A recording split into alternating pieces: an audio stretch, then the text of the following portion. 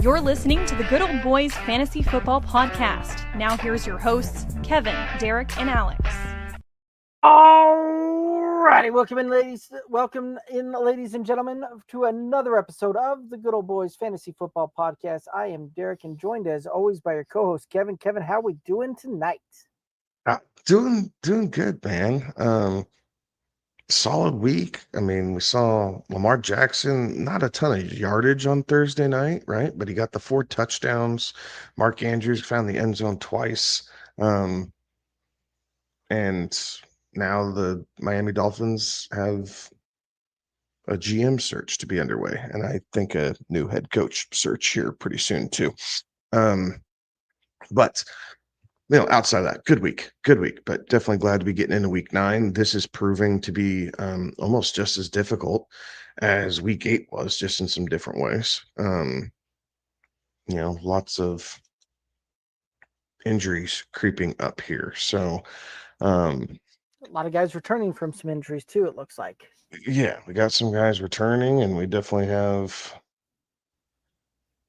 some guys out. So, I mean, there's a whole litany of lists. So Bryce Young should be back. So that's good. Let's see here. Let's see. Let's start here with the Bears. So no DeAndre Swift, no Rashad Johnson, no Luther Burden for sure. Cole Kmet, I believe, is still questionable, so we'll see how that goes. And then going to the Broncos, theirs are more the defensive side of the ball, but Marvin Mims, I guess not, is dealing with a concussion. So Mims is out, Pat Surtain is out. Safety PJ Locke was limited. We'll see kind of how that goes. Who else? Derek. Ramondre Stevenson out. Calvin Ridley out. Drake London is still questionable. We'll see kind of how that hip handles itself. Yeah, he did manage to get some practices in, and reports coming out saying that he was feeling better around that. But and better's good. And from what I can see, right, from the injury report that I see came out earlier today, I'm not showing that he was listed as anything on that one, right? Doesn't even carry a questionable tag. Well, that's good. That's good. Ricky Parasol out. Brock Purdy questionable. Out. Yeah. Daniel Bellinger, doubtful. Trying to see who else might come into play there.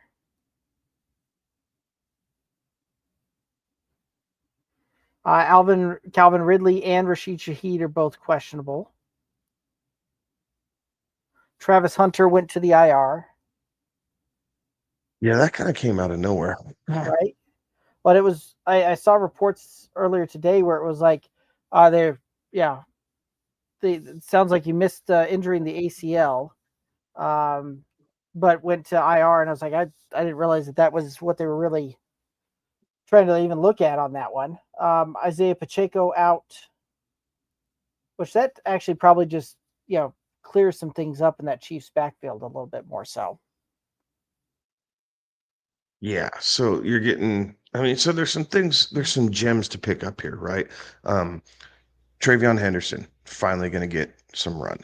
So it's good for TreVeyon Henderson. Kareem Hunt is probably going to take lead back duties. Rashard Smith will probably see a little bit more of a workload. So that's good there. Let's see. Oh, here we go. Doubtful. Yeah, Trey Henderson's doubtful. CJ Ham, Oliver Tennant, not bad.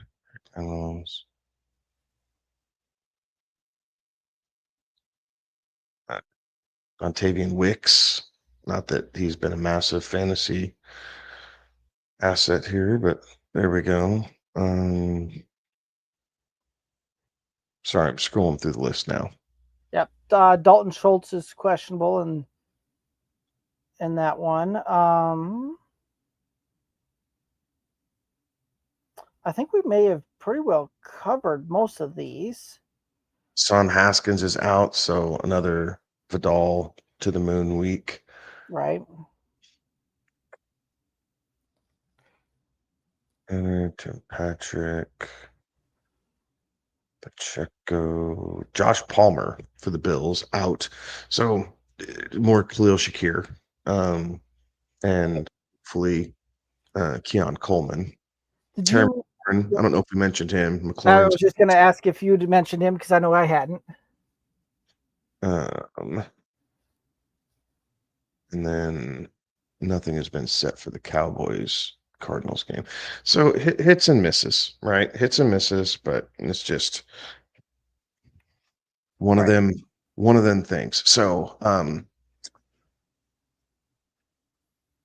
for the Bears, I'm going to backtrack to the Bears. Manungai should have a full workload, like almost 100%, with Roshan Johnson and DeAndre Swift being out.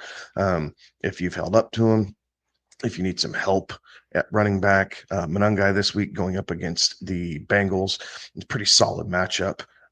So you should feel good about that. Same thing if you're holding Roma Dunze or DJ Moore with Burden being out. So pass catching tree has become rather limited there for Chicago a little bit. So there's definitely pieces that we have, collectively in the community that should be more beneficial to us this week. So not all is lost, but still, we're bobbing and weaving here a little bit on top of a couple bye weeks.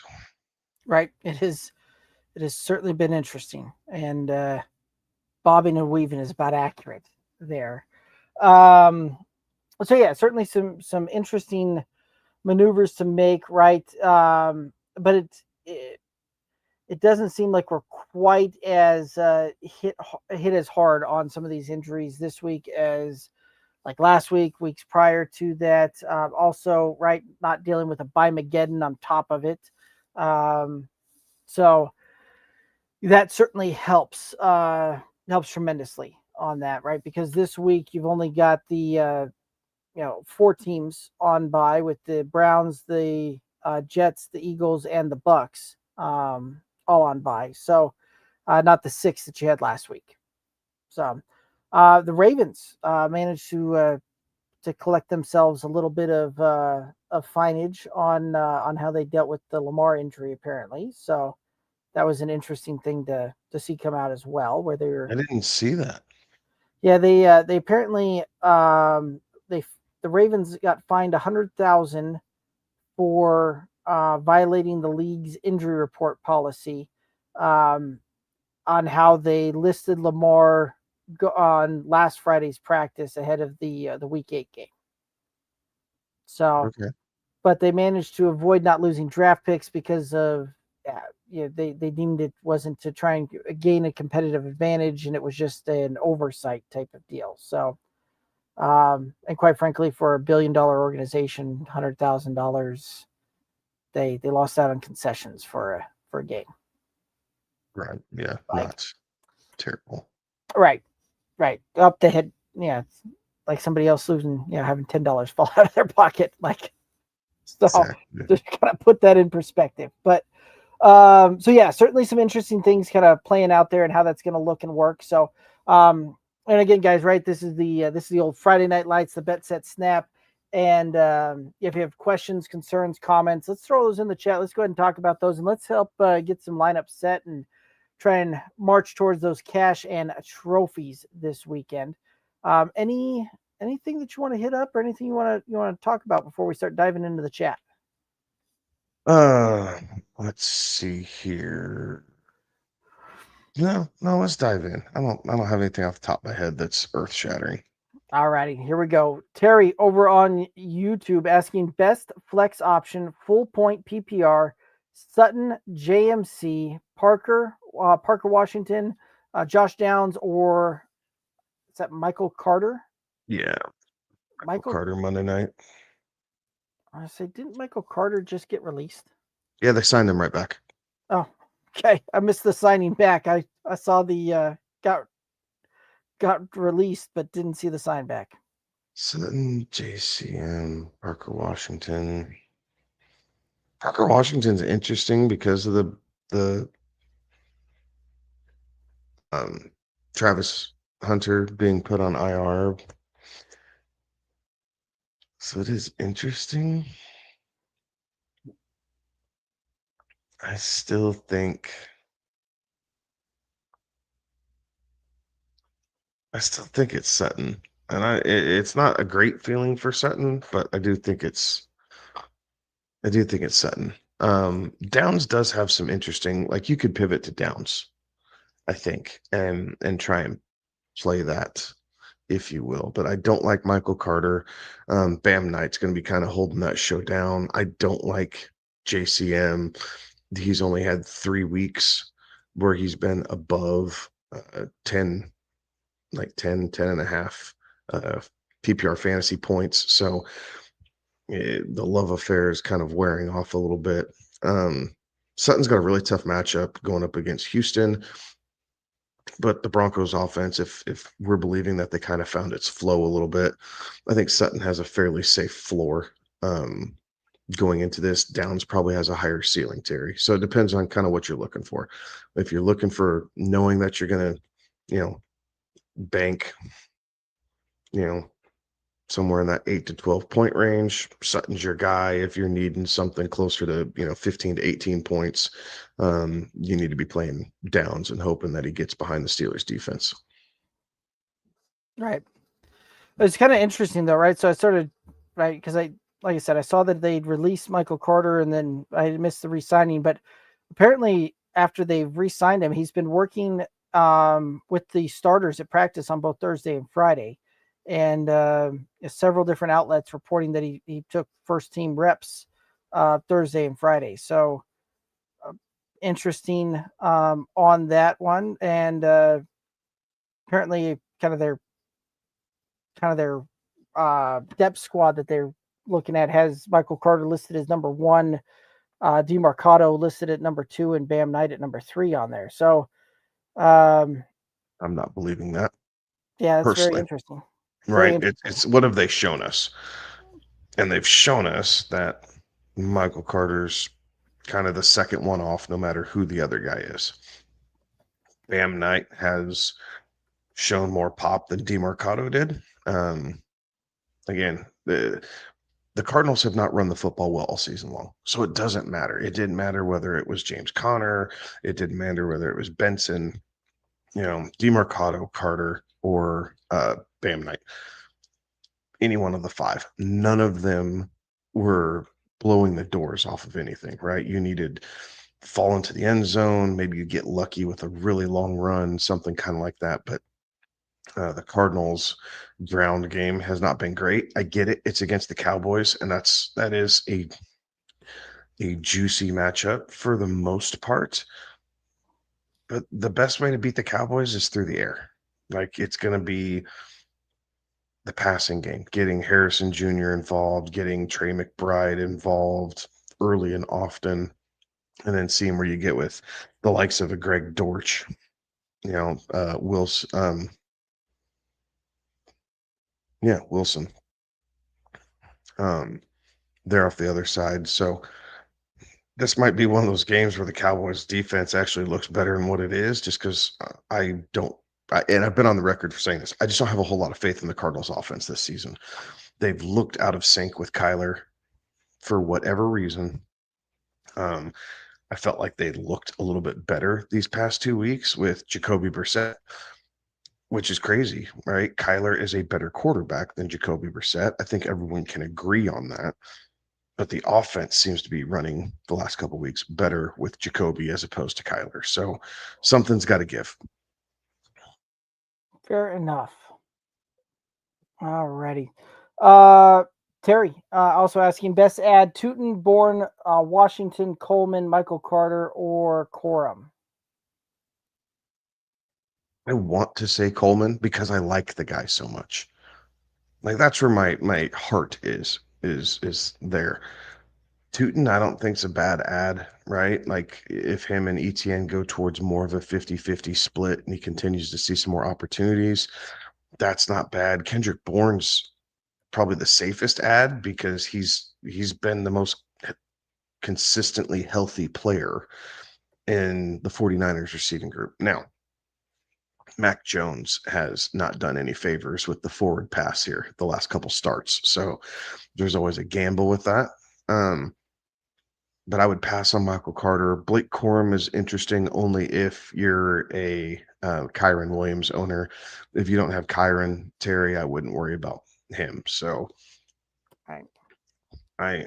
Parker Washington, that Well, just does nothing for me right now. So with, with Tootin's Hunter probably the going, logic.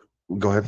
I was gonna say with Hunter, Travis Hunter going out, that does kind of raise Parker Washington's stock in my book just a little bit, especially But you when still have Brown there is my problem. Like Brown got hurt, but there before Parker Washington took off, Brown was seeing some of those similar targets. So if they're going to share that duty while you have Brian Thomas on the other side, that's why I'm curious with the unknown there for Parker Washington. fair enough, and it's intriguing, right? And it's a weird deal the way that they've kind of utilized him, where he'll have some games where he gets 10, 11 targets, and other games where he sees like 3 or 4. So I don't, which right there's kind of a very much of a give and take, and quite frankly, some of that with Jacksonville's passing attack this year, that is a tough road to hoe. So I'm probably with you. I think it might be Tootin. Any other thoughts on this one? No, I don't think so. All righty. Mario chiming in on YouTube saying, "Good evening, fellas. Thanks for your feedback. Didn't get Tua to stream this week. Still need a quarterback, Stroud or Trevor Lawrence." I'm probably leading Lawrence. I don't know. I mean, the Broncos pass rush is still really good, right? Like, yes, they lost Sertan, but I think they'll find a way to manage their way through that. And Houston, I know they just kind of beat up on San Francisco a little bit, but I don't see them doing that against Denver. So I would lean Trevor Lawrence this week over CJ Stroud. I just feel like it's probably a bit more realistic that Trevor Lawrence could have a 3-touchdown game and be able to find something out of nothing, as opposed to Stroud going up against one of the better pass defenses in the NFL. Right. Yeah, I would agree with that. And I said Stroud earlier, reading the deal, but it is Stroud. So my apologies for the mispronunciation. But I would also lean on the Trevor Lawrence side of things there as well, right? Like I prefer the Las Vegas matchup versus the Denver matchup. Yeah, to your point, even though the Broncos are going to be without Patrick Surtain, there's the offensive line for Houston is hot garbage, and that's putting it mildly. And Denver can get after the quarterback, so I think that very well could be a world where CJ Stroud is a 1-2 out type of thing, and anything holding on the ball to try and get that going is a bit of a tougher deal there. So I think that with Trevor Lawrence, you're going to be able to see, a little bit more downfield throws. They're going to be able to move the ball better against the Las Vegas. So I would lean on the Trevor Lawrence side of things as well. Yeah.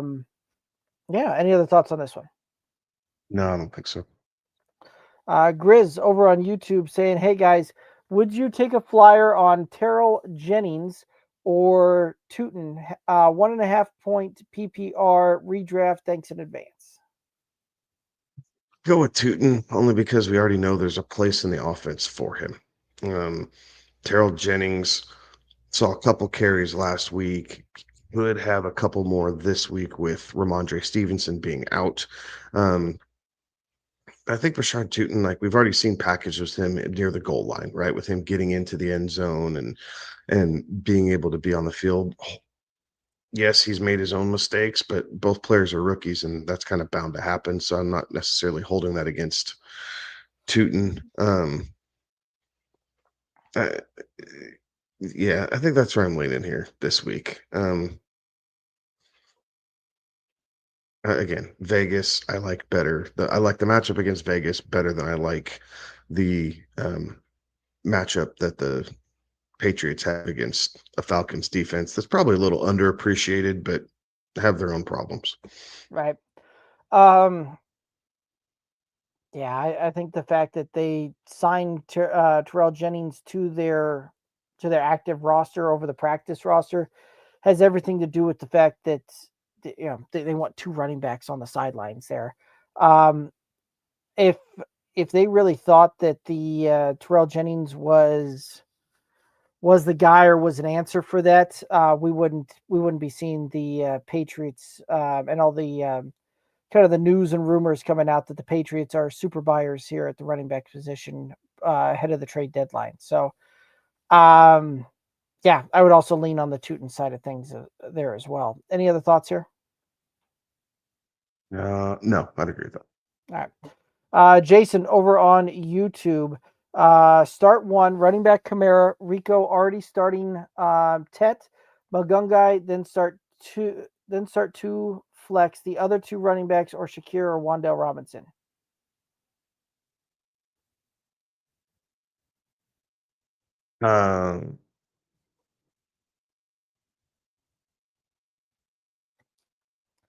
If Kamara plays, you're starting your three running backs.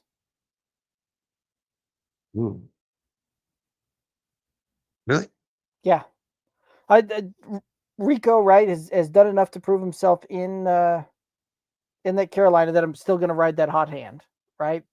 Magungai should get all the work in Chicago. If Kamara plays, I'm going to roll. I'd rather take the shot on Kamara over Shakir or Wandale Robinson.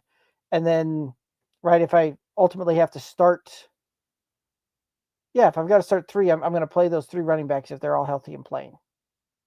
I think the Kamara's pieces were. I just haven't seen anything out of it. I think that makes me think that Kamara's a must start in my mind. Like I like the Rico play. He's getting the start, so we think he's going to kind of dominate carries. I think the Panthers are slowly kind of coming along to, oh, we're a better team when Rico's touching the ball 15 to 20 times a game. Monungai, I think, is a must start going up against Cincinnati. So one in your running back, one in the flex. I think I would start Shakir.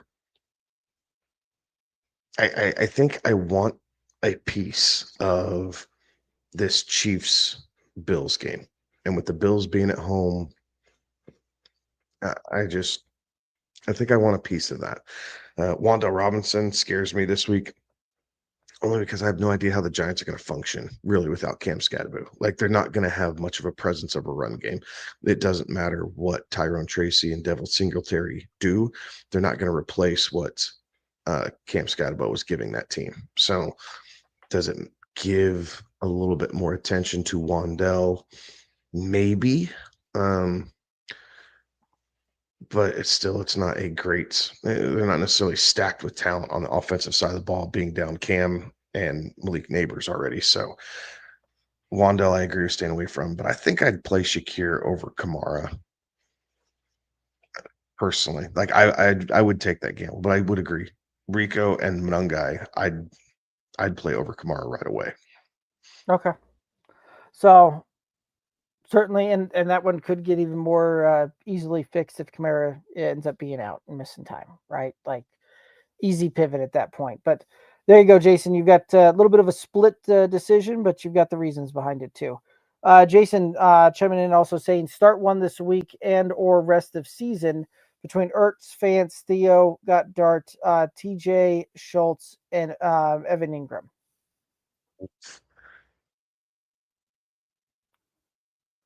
Musical chair tight ends is really what you got here. And that's really all you've got here is you've got a bunch of streaming tight ends.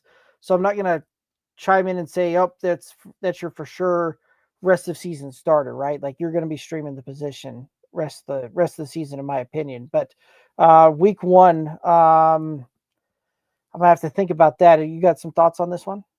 I like Ertz this week. Okay. We have Daniels back, but is he limited because of the soft tissue injuries, right? So is he just going to be looking for some more quick releases? And Daniels does like to target Zach Ertz. We've seen that throughout the season and last year as well. So I think the most reliable connection right now is probably Ertz, especially for this week with Terry McLaurin being out yet again. Schultz, no, thank you. Like, I think that's the least intriguing option you have there. Especially with the questionable tag. Yeah, Fant is probably right behind that. Um, he's not the piece of Cincinnati that I'm looking to go after. So then it's, does Theo Johnson get more because they're going to be running the ball less in New York, which is possible. TJ Hawkinson I think we talked about this a bit on Tuesday, right, Derek? Like TJ Hawkinson just it hasn't been his year. Carson Wentz wasn't really looking for him. JJ McCarthy doesn't really look for him in the couple starts that we've seen there. Maybe things have changed, maybe not. And then Evan Ingram, when he touches the ball, seems to do great things, but he's only on the field for 45 to 52% of the snaps, so he's not there enough for us. So I think Jason, with this list, I mean, just by process of elimination, I think it's got to be Ertz, and you're just hoping he stays healthy. Yeah. I can agree with that. I think you can. Ertz has got sneaky back end tight end one this week potential, right? Like, and even if even with the floor, right? You've got a pretty safe 4 for 40 for Zach Ertz. Then I would go Theo. Then I would go with TJ. Then Evan Ingram. Then Schultz. Then Fant. And that would be how I'd list that one out there. So yeah, this week I'm going Zach Ertz. Rest of the season, I'm gonna stream the matchups and just kind of play whoever's got the better matchup that particular week. I'm not looking to you don't. I don't think you have a set it and forget it rest of season starter in the list that you've provided there. Any other thoughts on this one? I'm good. Jason saying start one between Kamara, Rico, Jalen Warren, and DJ Moore. Rico. Cosign. Not even a hesitation on that one. DJ Moore is an interesting second place for me. Again, going up against Cincinnati. So DJ Moore does have some interesting probability. Jalen Warren against the Colts is not a great matchup for him. No. And Alvin Kamara he's just kind of hit that wall with the Saints. And right? they're now It's not, turning the ball over to a rookie QB, making his first ever start. yeah. So I want to see it before I have to play it. Yeah. Mario saying yes, that Broncos defense is legit. Yes, it is. Yeah, they get after the quarterback for sure, right? And they're going to have to. They're continuously like they're going to have to be able to do that for these next however many weeks without Pat Surtain. Like the front seven needs to pick their game up and help out the back end until Surtain can kind of come back and help lead that way. But it's like everything else. If Riley Moss can keep his hands down and stop PIing on every single target that comes his way, they should be okay. Jason saying start one tight end this week and or rest of season between Henry, Juwan Johnson, Fance, Ertz, Theo. Same difference. You've got a bunch of streaming candidates rest of season. But yeah, week one, this week, what do you got? I think with the matchups, I think I'm leaning Ertz again. That doesn't None of change the either. Yeah, like I still think it's Ertz. I think with Theo, Henry, and Jawan, I feel like you could just flip a coin. Like I have all these guys so sticking close that I'm not finding a clear differentiating factor. But Fant is clearly the last man on this list. So Ertz, I think I would lean Juwan Johnson and then Hunter Henry. Oh, sorry, Ertz, then Theo, and then Hunter Henry. No, Now I'm getting all backwards. Ertz, Theo, Johnson, and Henry in that order. Yeah, I'll co-sign that. Right, like, it's Hurts by the slightest of margins, slightly ahead of that, and I kind of like that original thought of between Theo, Henry, and Juwan Johnson. You can coin flip that. Noah Fant, very last guy on the deal. Like, not even considering playing him, type of thing. So, but you and I've got very much the same order there. Jason saying start 3. One is required to be a wide receiver. Marvin Harrison, Sutton, Tracy, Rico. Rico, Sutton, and Harrison for me. Yeah, I can see the intrigue on the Tyrone Tracy, and there's a lot of people out there that think that Tyrone Tracy could be a top 15, RB, like top 20 RB on the week, top 15 RB on the week. I'm not necessarily buying that because you know we haven't really seen that from Tyrone Tracy this year, and quite frankly, even when he was kind of the starting running back, things like that early on in the season, we didn't look very good, right? And yeah, no, it didn't look very good. And I think the Giants are going to be without. I'm going to find it. But yeah, this Okay, one, he's questionable or doubtful, excuse me. The Jermaine Elamour, their right tackle, is doubtful. So again, it causes shifting along the offensive line, and that's never a good thing. right? So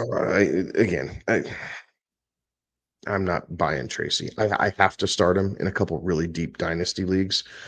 I have no choice. I have to start him this week, but I am not doing so happily.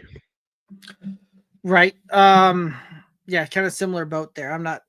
Tracy's the odd man out there for sure. Tingley. Hey, guys, start Dobbins or Henderson full point PPR. Dobbins is your safety net. Like, you kind of know that you're going to end up with about 80 yards from Dobbins, give or take. Maybe he falls into the end zone. The scary thing about Dobbins lately is a lot of those red zone touches have gone to RJ Harvey.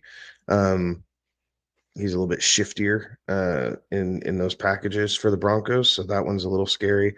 But if you're going for the boom upside, this is what we've been waiting on for Henderson. I get it's a tougher matchup against the Falcons, but again, the Texans are a really good defense too. So Dobbins does not have an easy week. Henderson has the path to absolute dominant timeshare in the backfield this week. So I think I'd probably lean Henderson. This is what we've been waiting for. So I'm gonna take a chance and stick him in, but Dobbins probably does have a safer floor overall. Oh yeah, no, I would agree with that. I think J.K. Dobbins has the much safer floor in this one, right? Like, Dobbins is a set it forget it RB2 for you, right? Like, he's going to go out there and he's going to get you the very safe floor. You're going to get you're just gonna get what you're gonna get, right? And if it's full point PPR, you're still probably looking somewhere around 12 points out of him, right? Whereas Trevion Henderson, that is a much more of a roller coaster ride this week, right? Like, you very well, like, the range of outcomes that I'm seeing there is anywhere from probably about 7 points all the way up to about 20 points on that. Like, there is a very wide range in there. So some of that's going to depend upon what you need there as well, right? If you're projected to win and projected to win pretty comfortable, and you feel really good about kind of the rest of your matchups all the way everywhere else, I'll take the kind of the safer points there and just thank you, move on. But if you need some upside, and you need a shot in the arm to try and sneak out a win, Henderson's your guy, and that's kind of where I'm seeing that one. Any other thoughts here? All right, Mario saying you convinced me, getting Trevor Lawrence and doing it live. All right, There you go. Best of luck, man. William saying DK, Josh Downs, or Alec Pierce wasted a waiver wire on Travis Hunter and now need to drop him. LOL. I'd tell you it's DK this week. Like he's been seeing he's been seeing a lot of that target share that typically would go to Calvin Ridley. Ridley's out again this week, doubtful, whatever. I don't think he's He's going to actually play. ruled out. Yeah, Is he out now? ruled out. Okay, he's officially out. So I think DK, you're going to see 8 targets float his way. He's done a pretty good job making the most of his opportunities with Cam Ward. So I understand that the Colts offense is a little bit more dynamic, but at the moment, Michael Pittman's kind of been that clear number one, and Pierce has been the deep guy. Downs has had a couple pop weeks, but he's had some disappointing ones also. So I think DK right now is your most consistent guy if you're having to plug and play here on one of these 3 receivers. Yeah, I would agree. Right, the Alex Pierce is going to be very much boom bust type of deal. Josh Downs does have a little bit of nice upside and potential there, but I think DK is the way to go on this one. Right, we've seen a couple of weeks in a row where he's put up top 24 wide receiver on the week finishes. He's got that kind of, and especially with Calvin Ridley missing this week, he certainly does have that kind of top 24 wide receiver upside there as well. So I would go ahead and kind of ride that hot hand and play that one yet again. Josh Downs, certainly an interesting piece. Alec Pierce, certainly an interesting piece, but one of those guys is going to have an okay game and the other one's going to have a not very good game. And I don't want to, at this point, it's a coin flip between the two of them. I feel at least with DK, I've got a safer floor and I've got just as much upside playing there. So any other thoughts on this one? Grizz saying thanks, guys. Absolutely. Frank over on YouTube, what do you feel is the best offense against a cover 3 high zone?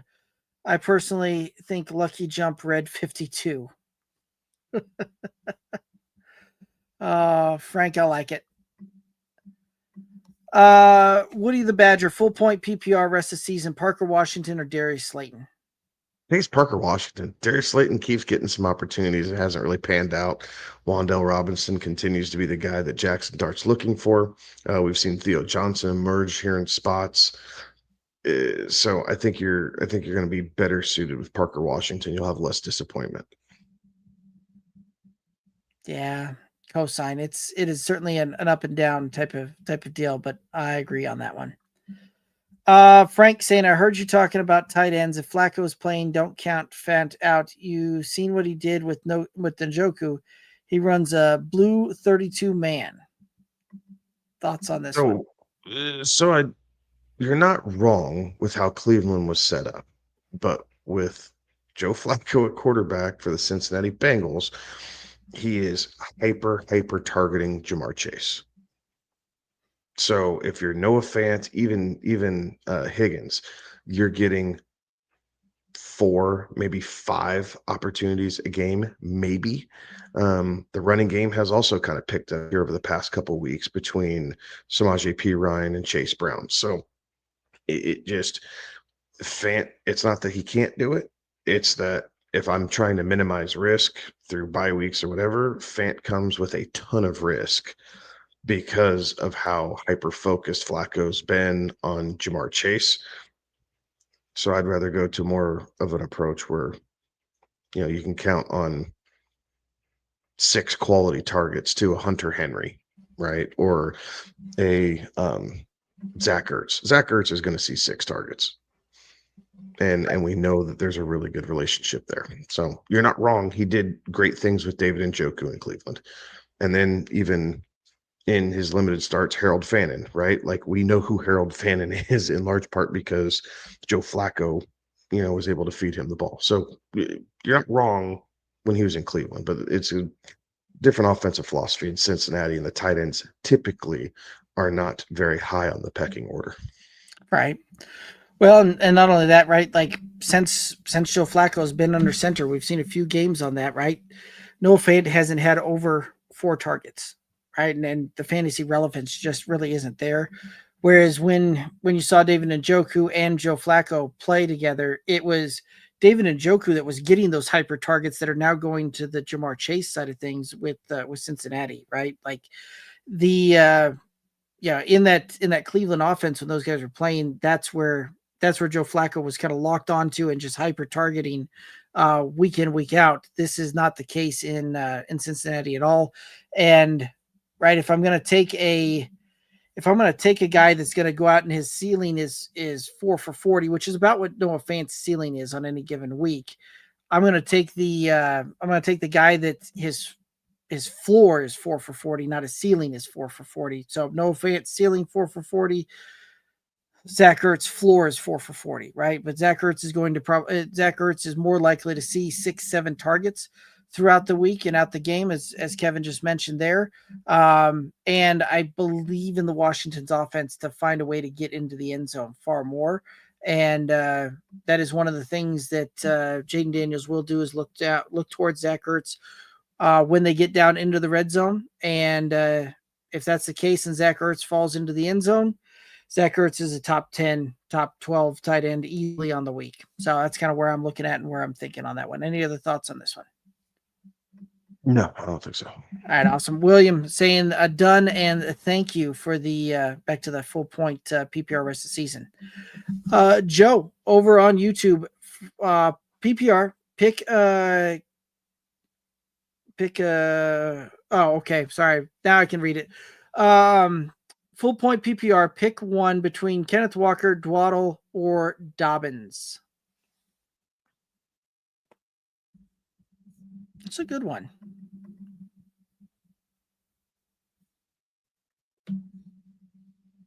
I think it's Rico Dwaddle by a hair. Then I'd go Dobbins, and then I'd go Kenneth Walker. This Seattle backfield's crazy. Like, as much as I thought I wanted a piece at that and talked about it religiously before the season started, we are halfway through the season, and I really don't want any part of this Seattle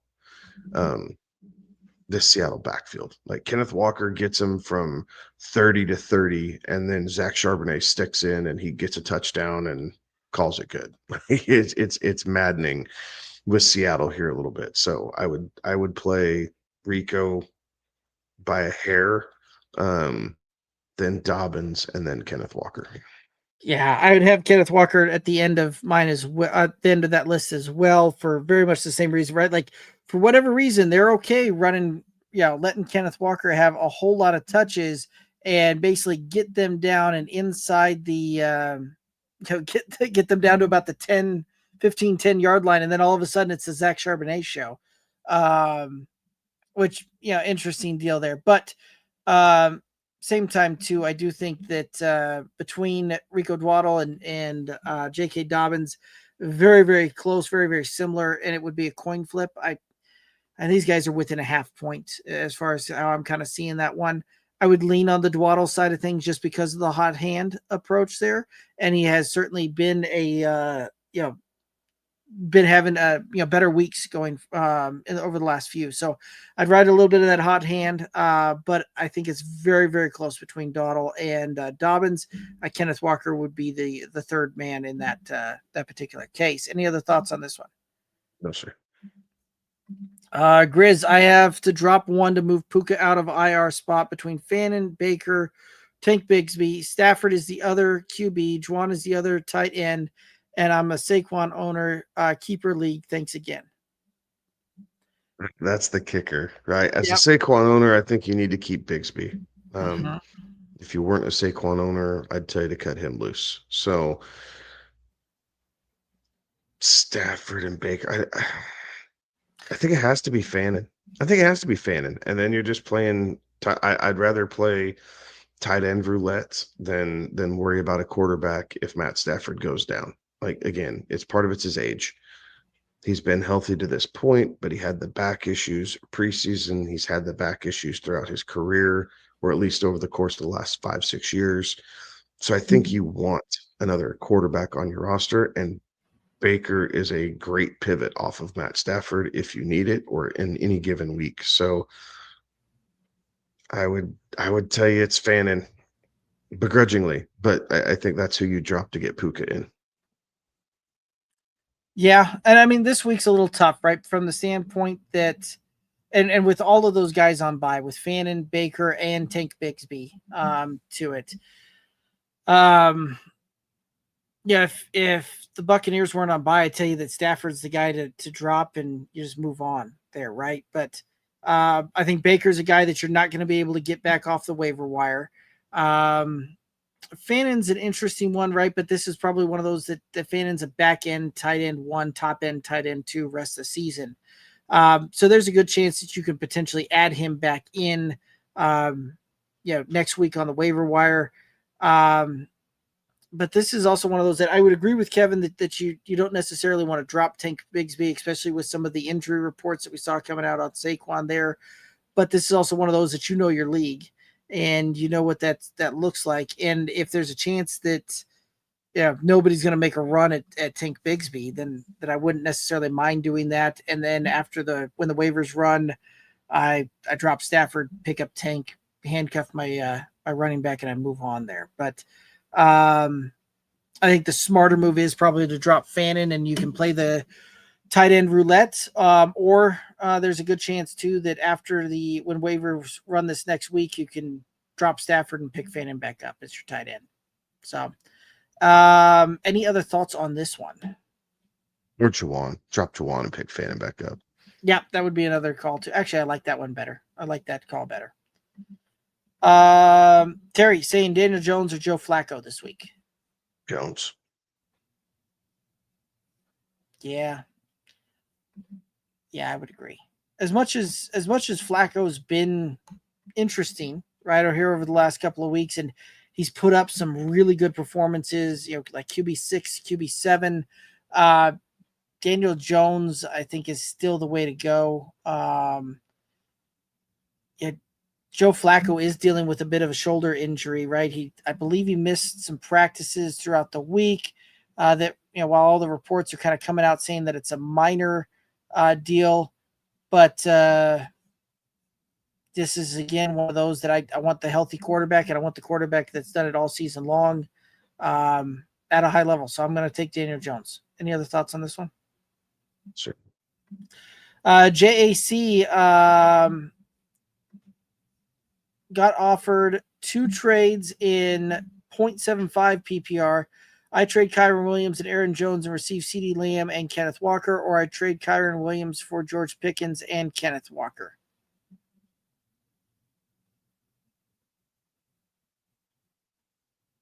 I don't want the second one.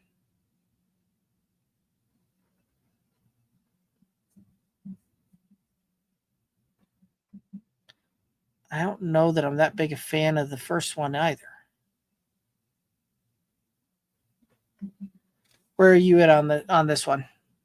See, I find both of them extremely intriguing. Given a choice, I'd give up Aaron Jones. So the Aaron Jones thing is irrelevant to me.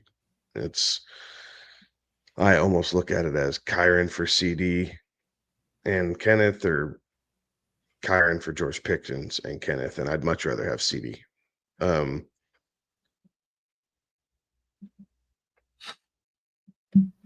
think I'd do the CD Lamb deal. Again, okay.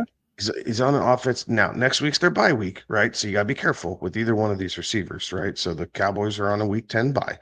So you're gonna get this trade done. You'll play him this weekend, get him Monday night, and then they get a bye week. So you'll be without him for the next week, which you can navigate.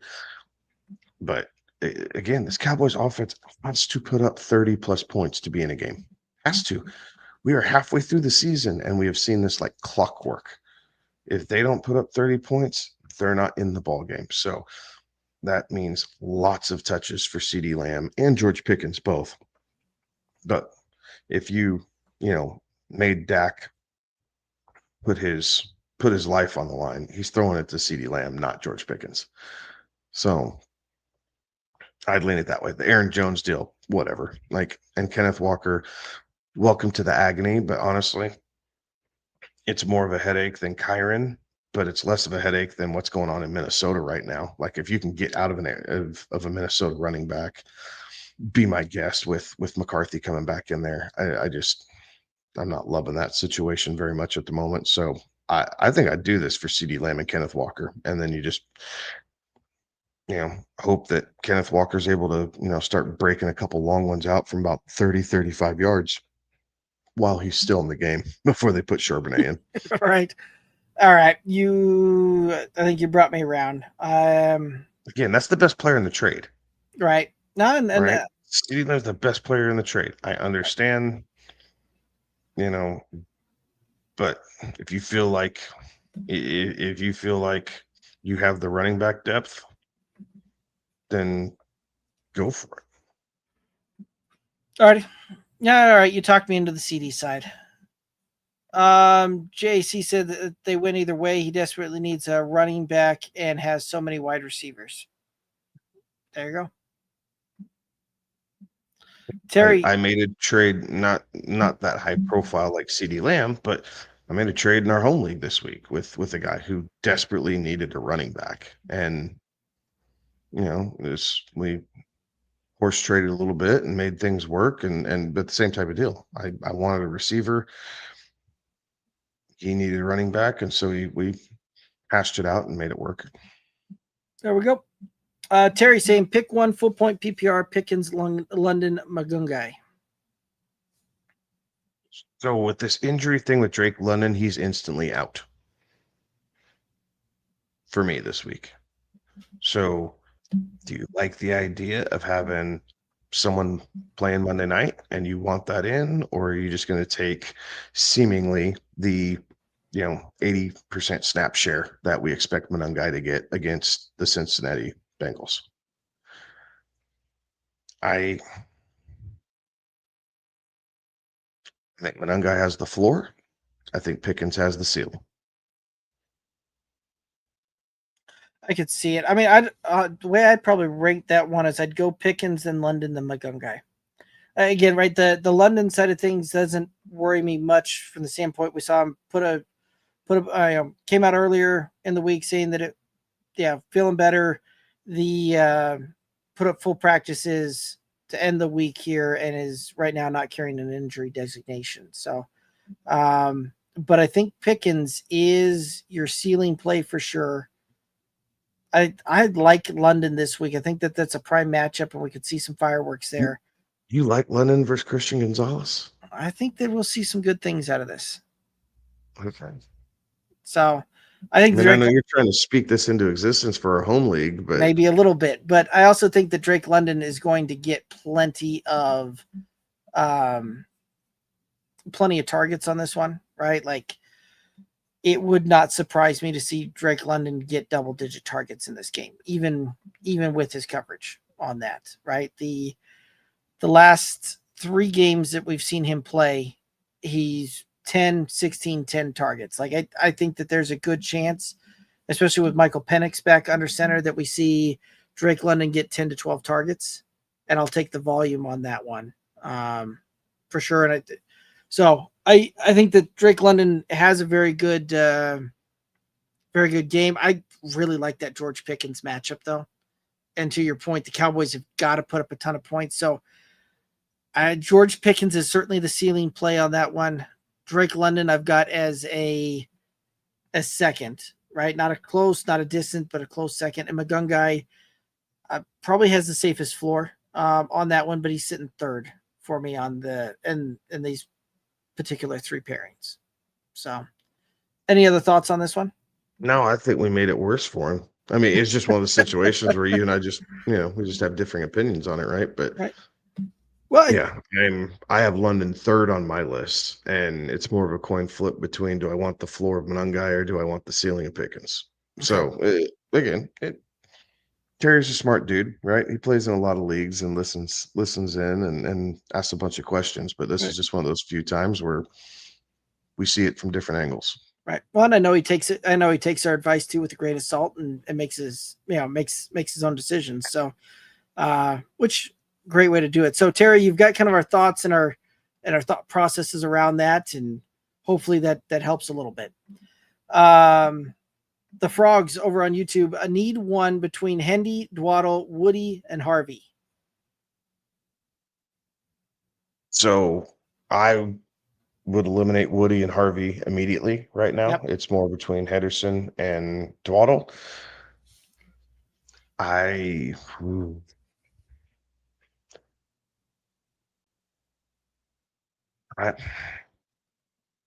I'm gonna lean Rico, but I want to play Travion Henderson so bad this week. I'm right there with you. But it's so close. I'm gonna say it's Dwaddle by a hair. And part of the reason is we've seen that these pounding run attacks is how you beat the Packers defense, right? You keep that pass rush at bay by just pounding the ball down their throat. And Rico Dwaddle continues to build up speed and gets better as the game goes on. We've seen that in his solo performances where Chuba was down and out. So I'm gonna lean Rico if you decide that you really want to play Travion Henderson. I'm not gonna shame you for that because he's a guy that if I have him, I'm trying to find ways to get him in my lineup this week. Right. And it is close between the two of those. And I mean, I think I probably have each one of these guys within I think these guys are probably about 1.5 to 2 points within each other.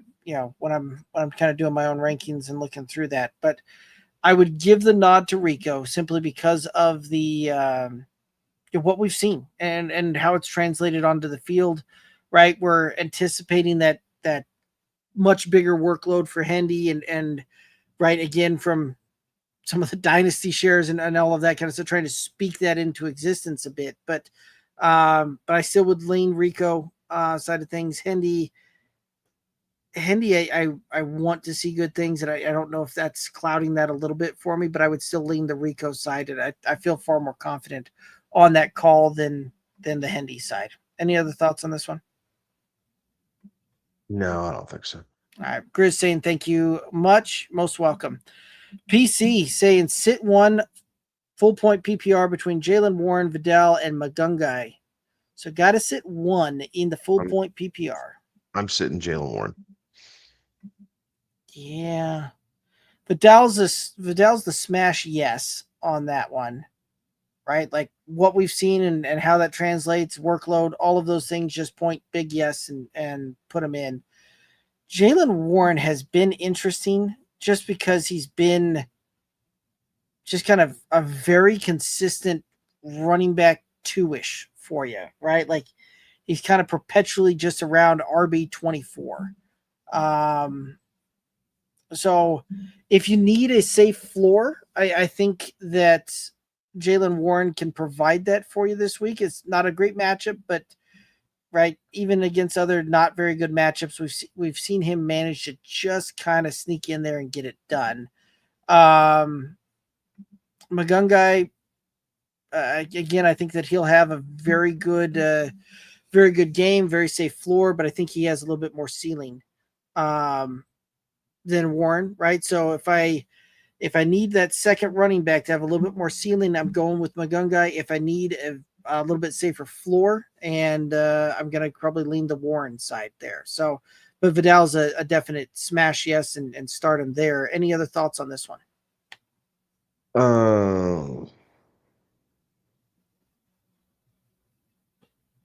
No, I think I'm probably a little bit higher on Manungai than maybe you are, but I would agree that Vidal's the yes.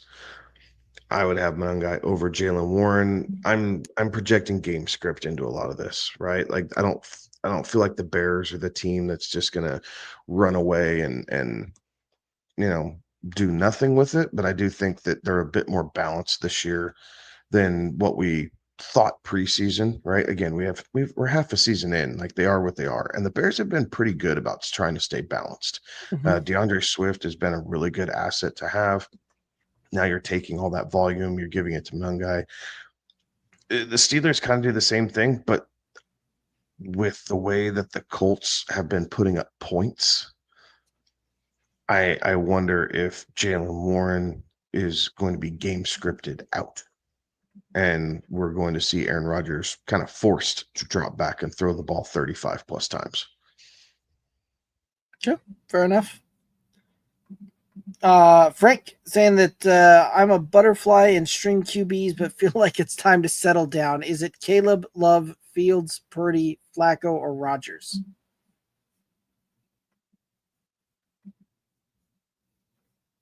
So the ceiling here is Fields, but he also has the lowest floor. Uh-huh. So take that for what you will. I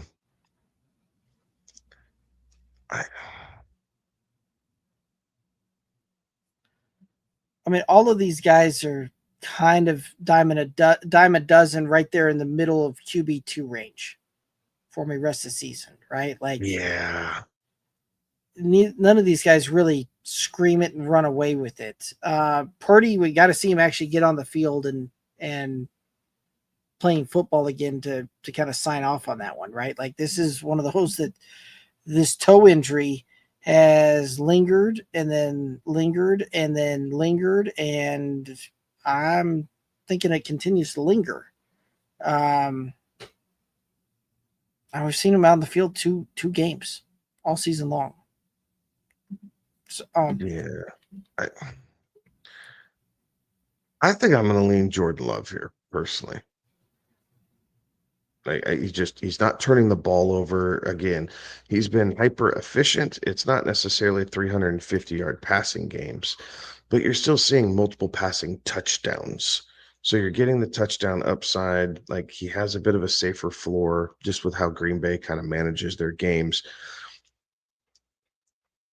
The ceiling is probably Flacco, right? Like, he keeps this streak going and he's constantly hitting 300 yards and, he's finding the end zone 2 to 3 times a game. So I'd give you that Flacco's, crazy enough, is the ceiling out of this group. Maybe with the exception of Fields when he's using his legs. But if you're really going to settle down with the quarterback, I think Love's going to get you the most consistent results for the rest of the season. And sometimes when you're streaming, when you can find consistency, that's where you stop, because you can play with the rest of your roster, but you're going to get 18 points a game out of Jordan Love. Right. But I think that's probably the kind of the way to look at that, is that Love certainly provides you the most consistent and all of that, right? Purdy's Purdy hasn't really seen the field all season long. There's still some interesting things, and some of the things that were previously said in New York coming out of the kind of the coach's mouth, the owner's mouth surrounding Justin Fields, and like, it'll be interesting to see if Justin Field really maintains that starting job, or if they go back to Tyrod Taylor, right? Like, that is a very real possibility. Flacco, I think you're right, probably gives the biggest floor or big ceiling on that one, but I do think that Jordan Love gives you the most consistency at the quarterback position week in, week out. So if you're looking to settle down, I'll take the consistency there as well. JAC saying the only thing is that we're both playing for the last playoff spot, so he may be playing chess with me because of the Cowboys bye week. I mean, JAC, you could be right on that one, but right there's a lot of teams out there that still have to play their bye on that one. So it kind of is what it is. And again, right, like, you're getting the best player out of the deal in CeeDee Lamb, and as Kevin pointed out, I think that's probably the way to go, right? I want about zero part of this Minnesota offense. From what we've seen so far this year, not very consistent. It's been pretty rough. I don't know that necessarily changes with JJ McCarthy coming back under center, because that didn't look very good to begin with. But even if he is trying to play some chess with the playoff spots and the bye weeks, it's 1 week, and it's no different than you make a trade and somebody sits out a week, or somebody misses a week, right, due to whatever, right? But this one here, you at least can plan around that, and you know that it's coming. And I don't know that necessarily makes that big of a difference for me on that one. He's talking back to that CD type of trade. Any other thoughts on this one? No, again, you see your roster right there in front of you. So as long as you have a plan for what you're doing next week, you're going to be just fine.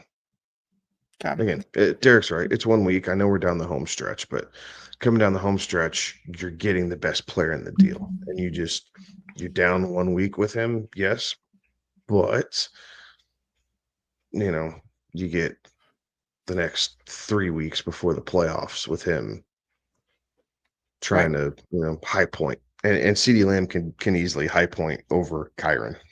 Mm-hmm. Mario, with a bunch of candies and ghost emojis, happy Halloween to everyone out there. Terry saying LOL, a grade of salt is insane. LOL. So glad we could make you laugh. Terry also saying that they appreciate the advice, though. Most welcome. Absolutely. The Juice over on YouTube saying Debo or ETN full point PPR. Debo. Yeah. Yeah, I think you're probably right on that one. With no McLaurin, that's why I was so quick with that one. You got no Terry McLaurin. And Jaden Daniels still needs to move the ball down the field. Debo's his best way of doing that. Right. And yeah, as much as I want to try and speak it into existence on the ETN side, I think you're right. I think it is the Debo side. The Juice saying need to start 3 Kelsey, Gadsden, Shakir, Debo, ETN, full point PPR. You almost got to ride Kelsey on the hot hand, but Gadsden's been just about as equally hot-handed as well. And I think I'd probably lean Gadsden over Kelsey in the tight end spot, as crazy as that is to kind of say and think aloud, but that's where I'd be leaning this week. What do you got as far as start 3? I think so, because I'd lean Shakir and Debo for sure. And then it's Kelsey or Gadsden. I think I go Gadsden. I'd agree. Shakir, Debo, Gadsden. Okay. Mario saying drop them lights. Let's support the channel. Appreciate that, Mario. PC said, I feel that's right too. Thanks a ton. Going back to that Jalen Warren, Vidal, Magungai side of thing. He said, PC says that they were leaning more Warren just because he's a better back, but Indy is a sketchy matchup game plan script wise. Yeah. Remley over on Twitch saying, got one for you. Half point PPR, Ladd plus DK or Wilson plus Allen. Which Wilson? Garrett? Are we assuming Garrett? That's the one that came to mind off of that.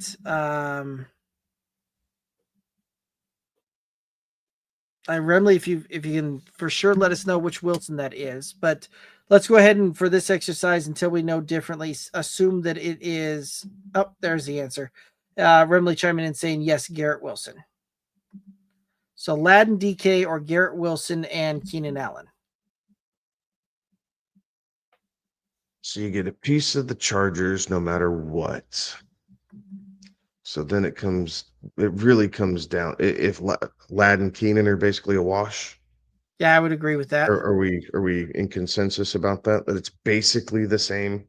I would think probably. Ladd's going to be slightly more as the season goes on. I think you can probably put Ladd in wide receiver, top end wide receiver 2 this week. Keenan bottom end wide receiver 2, right? So I think they are almost a full kind of tier basis apart there. I think I'm going to go Ladd and DK in this instance. I like Garrett Wilson a lot. I think everybody should rightfully be a little concerned with the Jets in this offense, and are they going to turn around and pull Justin Fields and do something different if he has a bad game after he got him their first win of the season? Was it just a wake up call and they never had intentions of doing that? All the weirdness behind it, but we know that Aaron Rodgers and DK are starting to find each other a bit, right? Like it's not maybe Devontae Adams status, but they're starting to find some consistencies. And Ladd the last few weeks has woken up a bit. He's been able to find his role in the right spots. Herbert's been finding him a bit more often, even with Ladd being a tick dinged up the last 2 weeks. Gotten into the end zone, which is always good to see. So I think I'm going to lean Ladd and DK personally. It's very easily the Ladd and DK side because Garrett Wilson's on bye this week. Well, I'm looking at it like a trade. Okay. I would That's also how I'm looking at it. Like, would you rather have Ladd and DK or Garrett Wilson and Keenan Allen? Yes, I would also agree with that. So, yeah, either even if it's the trade on that one, I would still lean the Ladd and DK side. As much as I like Garrett Wilson, right, and was pounding that drum way back even preseason and the draft side of things, I do think that the Ladd and DK side this week as well as rest of the season's a better matchup and better for your fantasy roster. Any other thoughts on this one? The Frogs, would y'all swing for the fences and start JMO over Tet? I'm in a must-win situation. Are you in a must-win situation being the team that's playing from behind and you've got to come from behind and really have that upside? Or are you the team that's in a must-win situation and you've got the better kind of players in the matchup there? Is kind of my first question. But before kind of getting it as like he's 3-6 and fighting for the playoffs. Okay. So thoughts on this one? If you're saying it's must win, I would tell you JMO. Tet has a safer floor. He sees more targets, but those targets aren't necessarily red zone targets. It's been kind of a funky thing there in Carolina. I'd go JMO. Like eventually this is going to hit, right? It can't just always be St. Brown. So yeah, if you're swinging for the fences because it's a must win, I get it. And I could see playing JMO over Tet in this type of situation. He has a much higher upside, right? Yeah. No, that's fair. And based on the phrasing of the question there, right? On swinging for the fences, JMO certainly is the swing for the fence, right? The Tet McMillan is the small ball, right? Like you're just trying to advance the runners. You're just trying to, get on base type of thing and kind of move everybody around and move everybody over, right? JMO's the send somebody up there and swing for the fence, home run type of shot. So if you need the home run shot, JMO's your guy. Looking at it as well, right? Between the matchups, Packers and the Panthers, that very well could be a bit of a lower scoring affair, right? Like that could end up being in a 2017 type of matchup, 2014 type of deal, right? Like lower scoring affair, grimy, grinded out type of game. Wouldn't surprise me on that one. The Packers aren't going to put anybody away offensively, right? No. Like obviously their output against the Cowboys that ended in a tie, but outside of that, they're very comfortable being in these lower scoring games like Derek was referencing. So right. They very much just want to hand the ball off to Josh Jacobs and just chew clock and push through it. Whereas the Lions Vikings, right? Like this divisional matchup, that game very well could get out of hand rather quickly. But I could see the Lions putting up 30 points in that matchup. So I do kind of like the team that I think is going to put up the higher scoring. So I think I've kind of talked myself full circle and I'm on board with the JMO over Tet side. PC saying that they can also flex Sutton instead of Magungai. Thoughts on that one? I think I'd still run Manungai this week. Again, the matchup's juicy. Sutton's got a tougher one against Houston. This Cincinnati matchup is pretty prime. If DeAndre Swift was going to miss a week, this is a pretty prime week to have his backup and be able to plug him right in. Yeah, I like that. Remley saying that they're not sure how sticky Ladd's production bump is. Not sure how much I can trust DK given the volume. So I would tell you, Ladd's the production that was funky was Quentin Johnston's, right? That was living on cloud 9 and then drastically coming back down to earth. I would tell you that Ladd and Keenan and Godson are probably the more realistic trio than Quentin Johnston and Keenan Allen and Ladd McConkey. So I think you're okay. Like Ladd, again, he's leading the team in targets. So it's not that he hasn't seen the opportunities throughout the course of the season. His quality of targets just weren't great through the first 4 or 5 weeks, and now they're starting to kind of catch back up and get him into the right spots, and him and Herbert are starting to connect again. So I personally have Ladd McConkey in our home league. So I am just as vested in his production as anybody else who owns him. But I as a Ladd owner, I am not freaking out about it. I'm not expecting Jamar Chase type numbers, but I'm expecting very solid top end wide receiver 2 numbers week in and week out. Right. And for the counterpoint, I've got Garrett Wilson in our home league as well. Right. So vested interest in Garrett Wilson's, side of things there as well. But I having Garrett Wilson on that, like when starting to really kind of look at that from a rest of season perspective, I do very much start leaning more in the Ladd and DK side of things, because I think Ladd and DK are both top 24 rest of season wide receivers, right? I think you've got a couple of guys that are going to easily finish week in, week out top 24, right? I think Keenan Allen is going to have some ups and have some downs on that one, and I don't know that we're going to see that overly consistent type of performance week in, week out, right? Like, I think this is one of those that if Keenan Allen ends up getting into the end zone, you're going to be really happy that week and get a top 24 finish. If Keenan Allen doesn't get there and doesn't fall into the end zone, I think you're looking more wide receiver 30, 36 type of range. Like you're looking wide receiver 3, more of a flex appeal type of thing.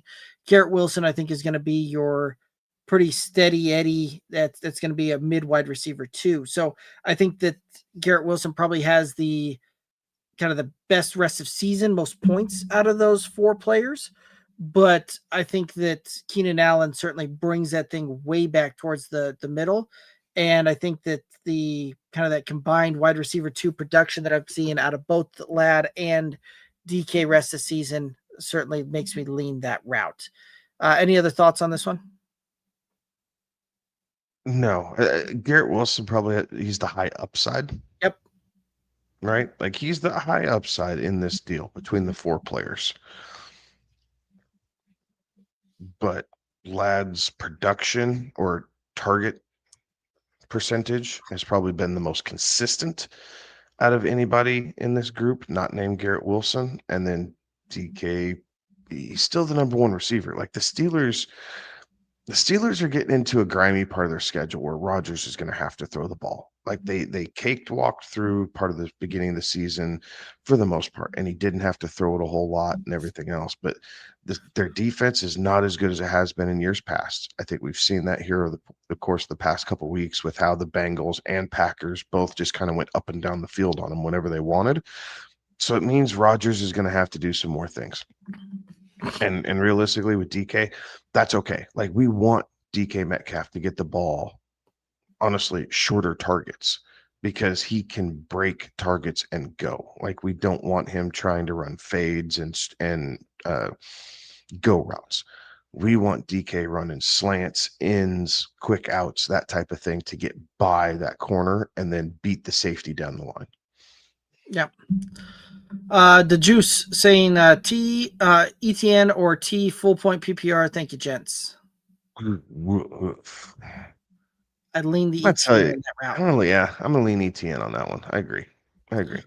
T Higgins has the much higher ceiling, right? But this is And you made this point on Tuesday, I believe it was, that right if you're if you're a pass catcher in Cincinnati and not named Jamar Chase, you have to be so wide open that the defense is just begging you to throw the ball there, and at which point then Joe Flacco goes, "Oh, I guess I'll throw the ball that way," right? So there certainly is a chance that we'll see T. Higgins, bust a big one for a 30, 40-yard touchdown and maybe gather another 2 or 3 catches on this one. But on the chance that one shot doesn't connect, you're going to be disappointed by that. Travis Etienne, I think, has the much safer floor and much safer production this week. The Juice, should I start both Kelsey and Gatson in that scenario? I don't know that you want to be in the business of having us play 2 tight ends. Yeah. Or possibly 3, right? Like if you're picking these guys for your flex spots, you're looking at possibly playing 3 tight ends. Right. That's not a business I want to get into, or that I would advise anybody else getting into. So I think you got to make a decision.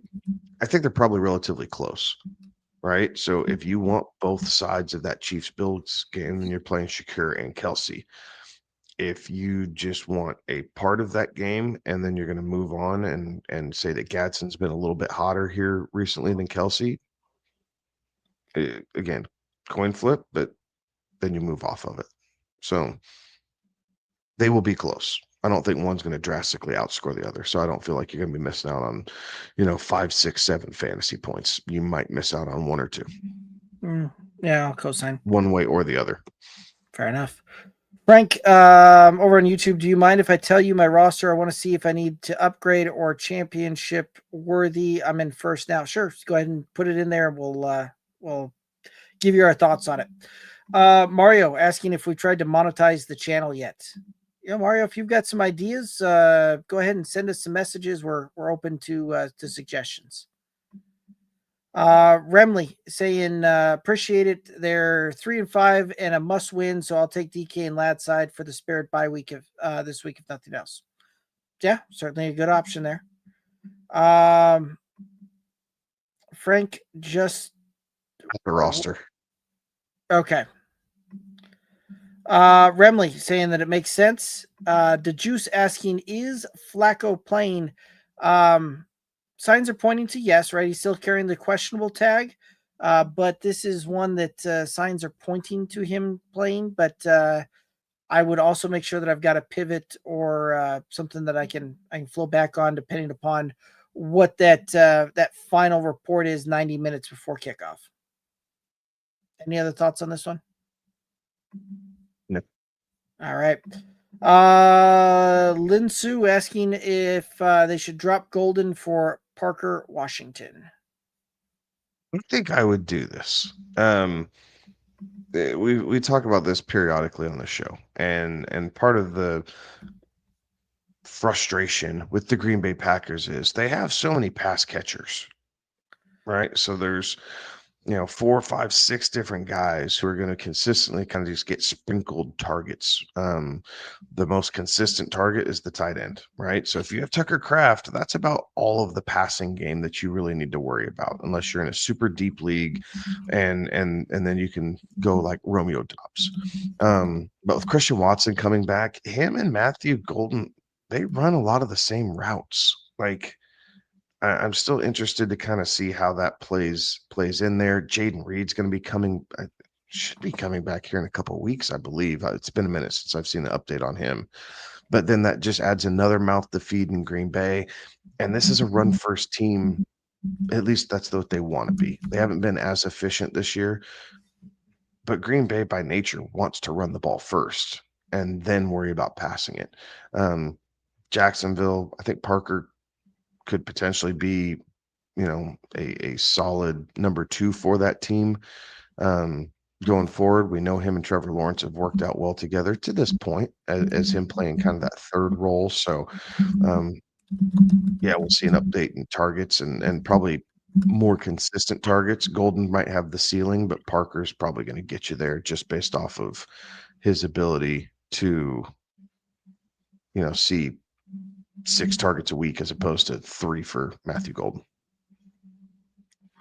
Yeah, I would agree with that. So Yeah, I mean, Parker Washington at least gives you some interesting thoughts there, right? I'm not necessarily kind of where you are, right? With the Green Bay side of things, I don't outside of Tucker Kraft, I don't want much in the way of the Packers offense. Josh Jacobs, Tucker Kraft, that's kind of where I'm at there. Outside of outside of that and pass catchers, it is a dime a dozen, and it's going to be pick your poison on the week and just hope that something worked out for you that way. Any other thoughts on this one?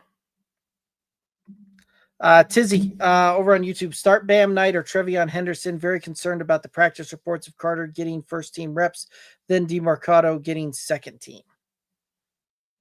So I think the Arizona Cardinals are just blowing smoke with their reports, but I would rather play Travion Henderson over Bam Knight. Again, whether you've sat on Henderson or you just picked him up off the waiver wire, this is why you have Travion Henderson on your roster right now, and he's going to get the full go. So three-headed backfield that hasn't really done much in Arizona. I get the Cowboys matchup's juicy, but still, no thank you.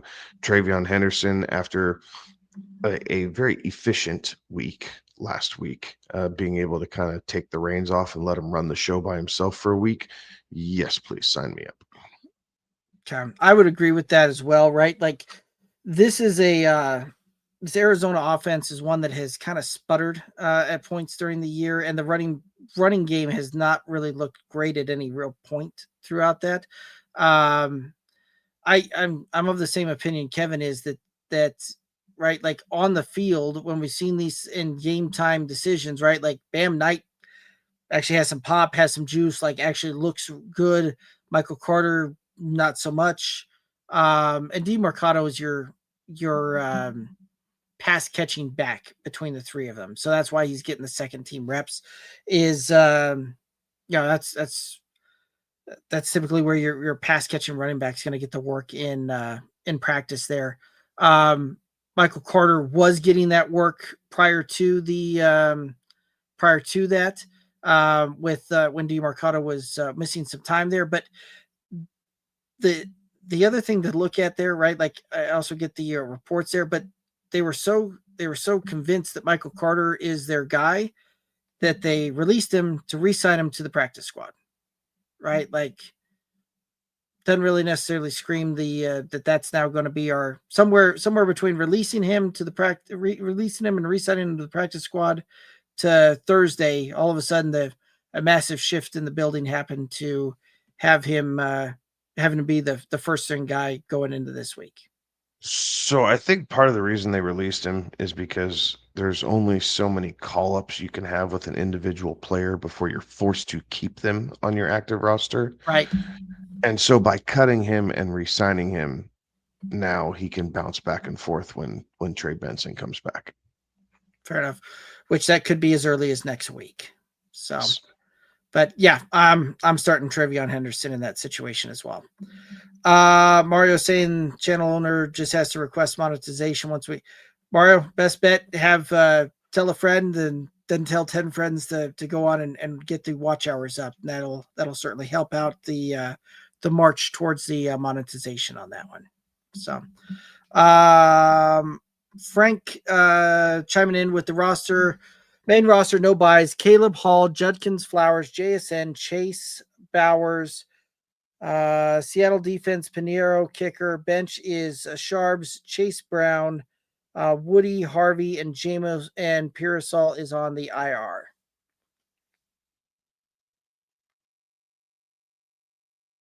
I mean, heck, JSN and Chase, Bowers, you got to like how that pass catching area is anchored.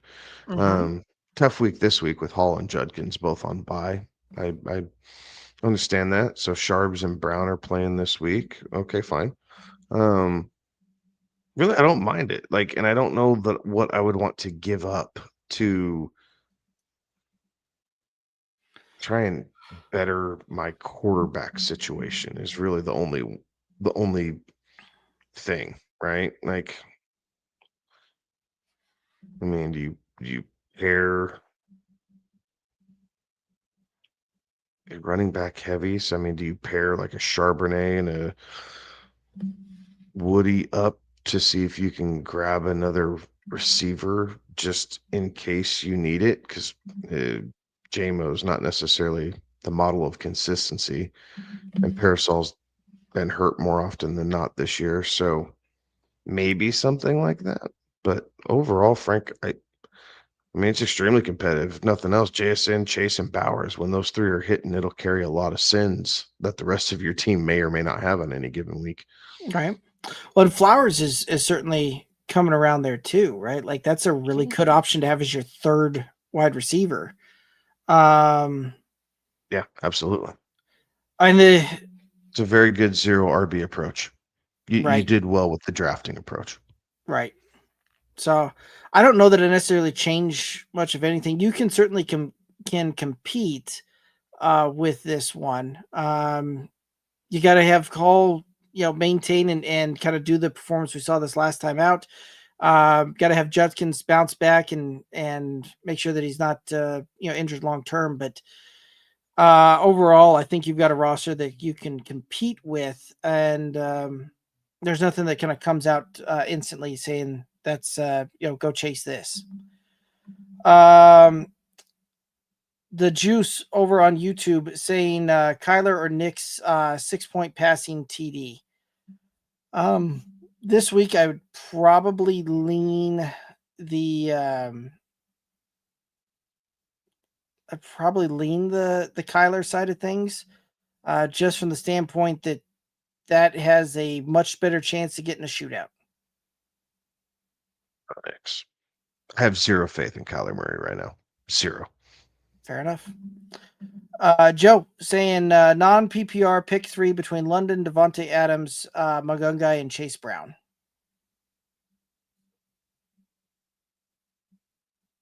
I think it's London, Adams, and Manungai for me. Yeah, the only thing that may change that a little bit is just the fact that it's a non PPR. But even then, I think I still right there with you. I'm going to lean London, Adams, and Magungai. Tizzy, start 2 between Nico Collins, Brian Thomas Jr., and Marvin Harrison Jr.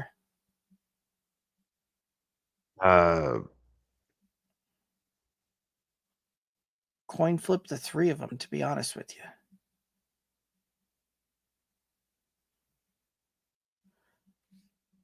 Pick Nico.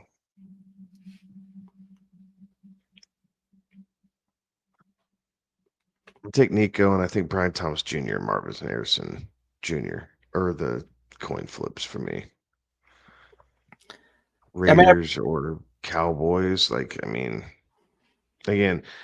I'm not trusting Kyler, but I think you'd be remiss to not play a number 1 receiver against Dallas right now. So I think I'd play Nico and Marvin Harrison. Yeah. Yeah, I would agree with that. Joe saying stream Kyler if he plays, if not Brissett or Aaron Rodgers. So Cardinals quarterback or Aaron Rodgers, which one are you going with?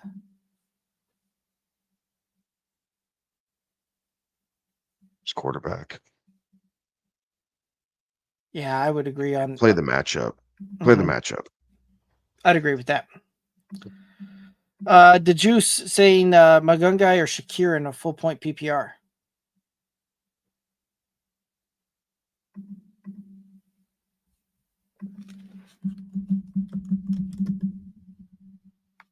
I want to tell you it's Manungai. I think that's where I'd lean. If that were my roster, I think I'd lean Manungai. I would agree with that. Give me a crappy Bengals defense. Again, I want to tell you Shakir because I want a piece of that game.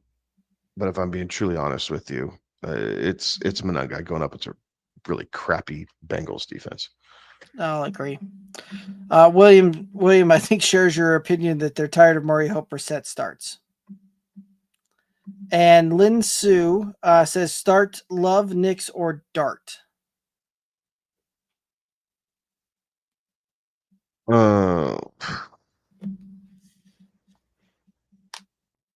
Nix.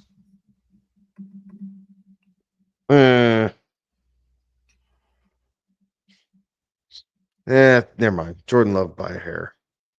Jordan Love by a hair. Then Knicks. Then Dart. I'm really worried about this Giants team. Like I think their swagger was really hurt with Cam Scottibo going out. And I know it's a weird thing to kind of touch on, but Cam and Jackson Dart brought an energy to this Giants team. Dart because he was the young new quarterback, but you talk to anybody, he's more introverted than not. Like all of the goofiness came from Cam Scatterbo. Like he just loved playing football. He loved being in the NFL. And not that Jackson Dart doesn't, but Cam was outward about it. Jackson Dart's trying to play quarterback in the NFL. So I think he's the odd man out. So Love by a hair, then Knicks. Sorry. Long-winded answer. But I know a lot of folks would have Jackson Dart as the right, like the consensus rankings that you look at it, all of that out there. A lot of folks would have Jackson Dart as the number one guy. I'm leaning the same way you are. I think I'm going to go Jordan Love and then Bo Nix and then Jackson Dart. I want to see what this Giants team actually looks like for a game before I'm going to start relying on that, trying to rely on that for a fantasy win. Frank saying, as far as my roster, I was trying to package Flowers and Sharps for Mbuka or Brian Thomas Jr.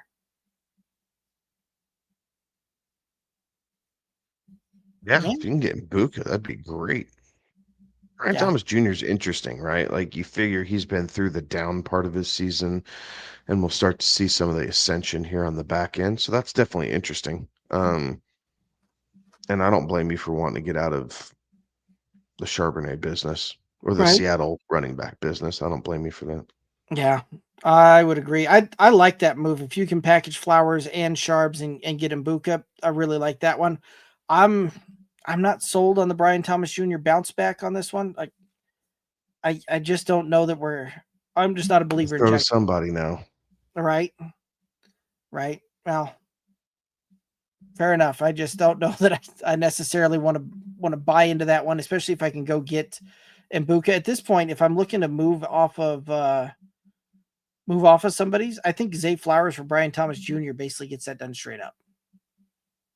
I think those two are pretty darn close at that point, especially rest of the season. So, I do believe that's going to take us down here to the end of it. Any other thoughts on this question? Y'all, good luck. Right, week 9. We'll continue to grind towards the playoffs here. So good luck. Thank you for the questions and interaction. So if you guys need anything, at Good Old Boys FF, wherever you guys consume your social media content, Derek and I do our best to get back to you just as quickly as possible. So hit them hard, and I wish everybody the best of luck as long as they're not playing against me. There we go. Alrighty, but that is going to do it for us tonight. As Kevin mentioned, you can find us on all the socials, Twitter, Instagram, Facebook, TikTok, at Good Old Boys FF. Do us a favor, hit the hit the subscribe button wherever you're consuming this content out. Certainly helps out on that front. But that's going to do it for us tonight. He's Kevin. I'm Derek. Have a good one. Be safe. Toodaloos.